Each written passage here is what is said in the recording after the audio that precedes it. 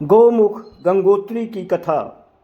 दोस्तों, आप सभी से निवेदन है, कृपया कहानी को लाइक सब्सक्राइब जरूर करें। धन्यवाद, प्रणाम, सत श्री अकाल। गौमुख गंगोत्री की कथा। गंगोत्री से 19 किलोमीटर दूर 3892 मीटर की ऊंचाई पर स्थित गौमुख गंगोत्री ग्लेशियर का मुहाना तथा भागीरथी नदी का उद्गम स्थल है। कहते हैं कि यहाँ के बर्फीले पानी में स्नान करने से सभी पाप धुल जाते हैं। गंगोत्री से यहाँ तक की दूरी पैदल या फिर टट्टुओं पर सवार होकर पूरी की जा सकती है। चढ़ाई उतनी कठिन नहीं है तथा कई लोग उसी दिन वापस भी आ जाते हैं। गंगोत्री में कुली एवं टट्टू उपलब्ध होते हैं। 25 किलोमीटर लंबा, 4 किलोमीटर चौड़ा लगभग 40 मीटर ऊंचा गौमुख अपने आप में एक परिपूर्ण माप है। इस गौमुख ग्लेशियर में भागीरथी एक छोटी गुफानुमा ढांचे से आती है। इस बड़ी बर्फानी नदी में पानी 5000 मीटर की ऊंचाई पर स्थित एक बेसिन में आता है, जिसका मूल पश्चिमी ढलान पर से सतोपंथ समूह की चोटियों से है। मुखबा गांव।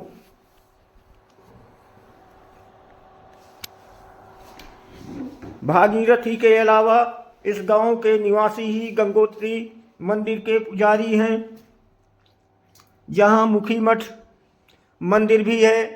प्रत्येक वर्ष दिवाली में जब गंगोत्री मंदिर बंद होने पर जाड़ों में देवी गंगा को एक बाजे एवं जुलूस के साथ इस गांव में लाया जाता है। इसी जगह जाड़ों के 6 महीनों बसंत आने तक गंगा की पूजा होती है।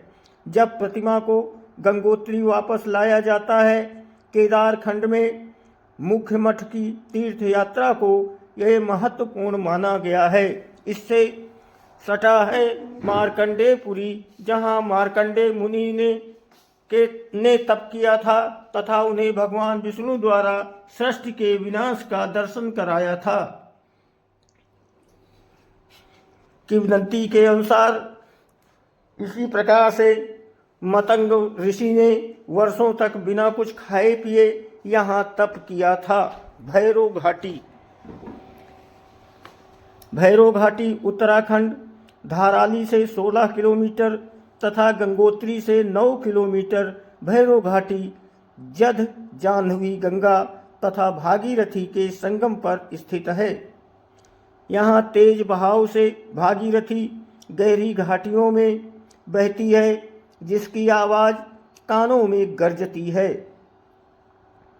वर्ष 1985 से पहले, जब संसार के सर्वोच्च जाध गंगा पर झूला पुल सहित गंगोत्री तक मोटर गाड़ियों के लिए सड़क का निर्माण नहीं हुआ था, तीर्थयात्री लंका से भैरव घाटी तक घने देवदारों के बीच पैदल आते थे और फिर गंगोत्री जाते थे। भैरव घाटी हिमालय का एक मनोरम दर्शन कराता है, जहाँ से आप भृगु पर्वत श्रृंखला, सुदर्शन मात्र तथा चीड़वासा चोटियों के दर्शन कर सकते हैं।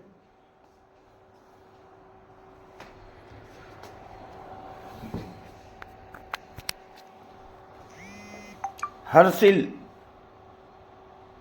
भटवारी से 43 किलोमीटर तथा गंगोत्री से 20 किलोमीटर दूर स्थित हर्षिल का वर्णन सिर्फ एक वाक्य में हो सकता है, आश्चर्यजनक। ये हिमाचल प्रदेश के बसपा घाटी के ऊपर स्थित एक बड़े पर्वत की छाया में भागीरथी नदी के किनारे जलंधारी गढ़ के संगम पर एक घाटी में अब स्थित है। बसपा घाटी से हर्षिल लमखागा दर्रे जैसे कई रास्तों से जुड़ा है। मात्र एवं कैलाश पर्वत के अलावा उसकी दाहिनी तरफ श्रीकंठ चोटी है, जिसके पीछे केदारनाथ तथा सबसे पीछे बंदरपूंछ आता है। ये वन्य बस्ती अपने प्राकृतिक सौंदर्य एवं मीठे सेब के लिए मशहूर है। हर्षिल के आकर्षण में हवादार एवं छायायुक्त सड़क, लंबे कगार, ऊंचे पर्वत, कोलाहली भागीरथी, सेबों के बागान, झरने, सुनहरे तथा हरे चारागाह आदि शामिल हैं। नंदनवन तपोवन गंगोत्री से 25 किलोमीटर दूर गंगोत्री ग्लेशियर के ऊपर एक कठिन ट्रैक में नंदनवन ले जाती है, जो भागीरथी चोटी के आधार यानी बेस कैंप शिविर गंगोत्री से 25 किलोमीटर दूर है। यहाँ से शिवलिंग चोटी का मनोरम दृश्य दिखता है। गंगोत्री नदी के मुहाने के पार तपोवन है, जो यहाँ अपने सुंदर चारागाह के लिए मशहूर है तथा शिवलिंग चोटी के आधार के चारों तरफ फैला है। गंगोत्री चिरवासा की दूरी 9 किलोमीटर, समय 3-4 घंटे लगेंगे। गौमुख के रास्ते पर 3600 फीट ऊंचे स्थान पर स्थित चीरवासा एक अत्युत्तम शिविर स्थल यानी कैंप बाय स्पॉट यानी बेस कैंप है, जो विशाल गौमुख ग्लेशियर का आश्चर्यजनक दर्शन कराता है। चीरवासा का अर्थ है चीड़ का पेड़, चीड़ के पेड़। यहाँ से आप 6511 मीटर ऊंचा माणा चोटी, 5366 मीटर पर हनुमान टिब्बा 6000 मीटर ऊंचा है, भृगु पर्वत तथा भागीरथी देख सकते हैं। चीरवासा की पहाड़ियों के ऊपर घूमते भेड़ों को देखा जा सकता है। गंगोत्री भोजवासा दूरी है 14 किलोमीटर, समय लगेगा 6 से 7 घंटे। भोजपत्र पेड़ों की अधिकता के कारण भोजवासा गंगोत्री से 14 किलोमीटर दूर है। ये जाट गंगा तथा भागीरथी नदी के संगम पर है। गौमुख जाते हुए इसका उपयोग पड़ाव की तरह होता है। मूल रूप से लाल बाबा द्वारा निर्मित एक आश्रम में मुफ्त भोजन का लंगर चलता है तथा गढ़वाल मंडल विकास निगम का गृह आवास प्रदान करता है। रास्ते में आप किंवदंत धार्मिक फूल ब्रह्म कमल देख सकते हैं, जो ब्रह्मा का आसन है। केदार ताल गंगोत्री से 14 किलोमीटर दूर इस मनोरम झील तक की चढ़ाई में अनुभवी आरोहियों ट्रेकर्स की भी परीक्षा होती है। बहुत ऊबड़ खाबड़ पहाड़ों पर चढ़ने के लिए एक मार्गदर्शक की नितांत आवश्यकता होती है। रास्ते में किसी प्रकार की सुविधा नहीं है, इसलिए सब कुछ पहले प्रबंध करना होता है। झील पूर्ण साफ है, जहाँ विशाल थलय सागर चोटी है। ये स्थान समुद्र तल से 15,000 फीट ऊंचा है तथा थलय सागर, जोगिन, भृगुपंथ तथा अन्य चोटियों पर चढ़ने के लिए ये आधार शिविर है। जून से अक्टूबर के बीच आना सर्वोत्तम समय है। केदार ग्लेशियर के पिघलते बर्फ से बनी ये झील भागीरथी की सहायक केदार गंगा का उद्गम स्थल है, जिसे भगवान शिव द्वारा भागीदारी को दान मानते हैं।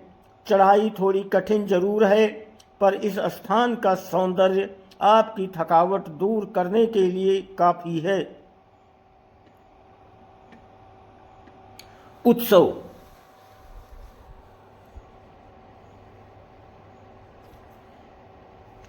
जब सर्दी प्रारंभ होती है, तब देवी गंगा अपने निवास स्थान मुखबा गांव चली जाती हैं। वो अक्षय द्वितीया के दिन वापस आती हैं।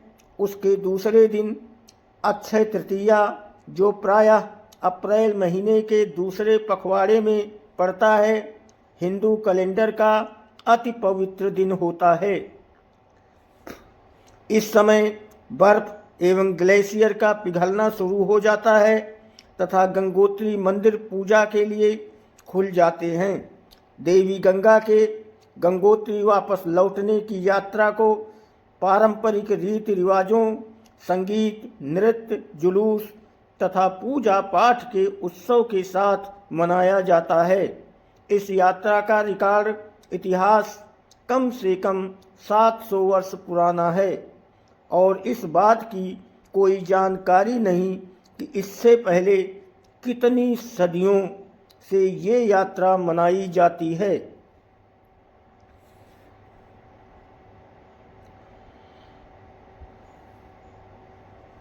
मुखवा गांव मतंग ऋषि के तपस्या स्थान के रूप में जाना जाता है। इस यात्रा के 3 या 4 दिनों पहले मुखबा गांव के लोग तैयारियां शुरू कर देते हैं। गंगा की मूर्ति को ले जाने वाली पालकी को हरे और लाल रंग के रंगीन कपड़ों से सजाया जाता है।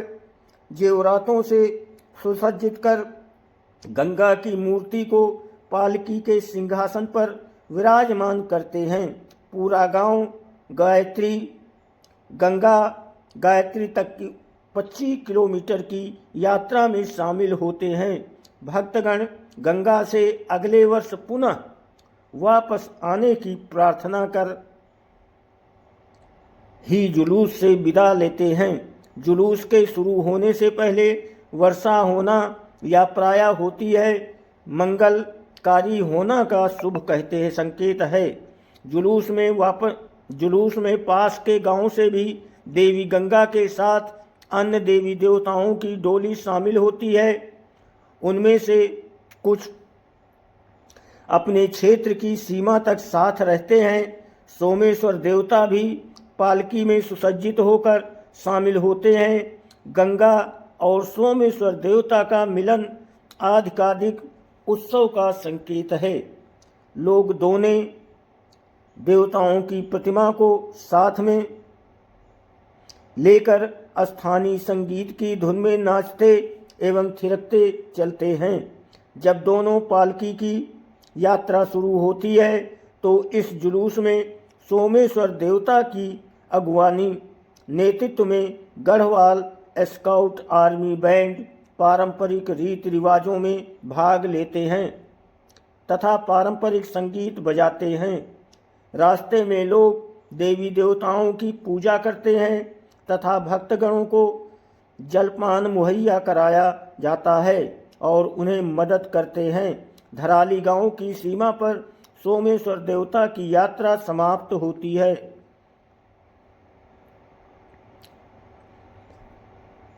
तथा गंगा अपनी यात्रा जारी रखती है। यात्रा के दूसरे दिन ये जुलूस गंगोत्री पहुंचता है तथा भक्तगण देवी गंगा के आगमन एवं स्वागत की प्रतीक्षा कर रहे होते हैं। विस्तृत रीति रिवाजों तथा पूजा पाठ के बाद मंदिर के दरवाजे खोले जाते हैं और गंगा की प्रतिमा को मंदिर में स्थापित किया जाता है।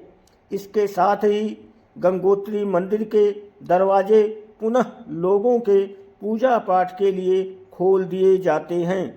इसी प्रकार जब बर्फ जमना शुरू होने और यात्रा सीजन समाप्त होने पर पारंपरिक रीति रिवाजों तथा उत्सव के साथ देवी गंगा वापस मुखबा गांव वापस चली जाती हैं। दोस्तों, आप सभी से निवेदन है, कृपया कहानी को लाइक सब्सक्राइब जरूर करें। फेसबुक वाले कृपया इसे लाइक और फॉलो जरूर करें। धन्यवाद, प्रणाम, सत श्री अकाल।